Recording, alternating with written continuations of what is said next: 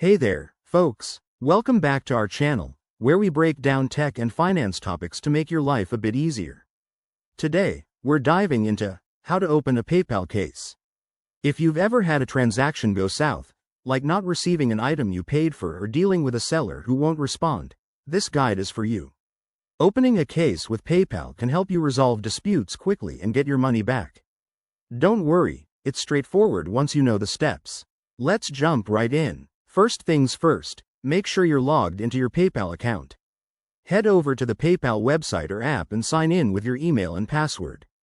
Once you're in, look for the Resolution Center in the top menu or by searching for it. This is your go-to spot for any transaction issues. Next, find the transaction you want to dispute. Scroll through your activity or use the search bar to locate it quickly. Click on that transaction, and you'll see an option to report a problem or file a dispute. Select that, and PayPal will guide you through the process. Now, choose the type of issue you're facing. Is it an unauthorized transaction, a non-received item, or something else? Be as detailed as possible when describing the problem. This helps PayPal investigate effectively. You'll need to provide evidence like screenshots, receipts, or tracking numbers if available. After submitting your details, PayPal will review your case.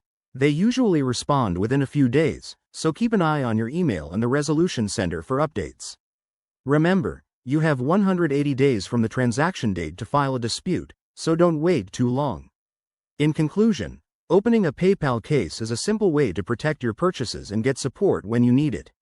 If you follow these steps, you'll be on your way to a resolution in no time. If you found this helpful, give it a thumbs up, subscribe for more tips, and drop your questions in the comments below. Thanks for watching, and see you next time.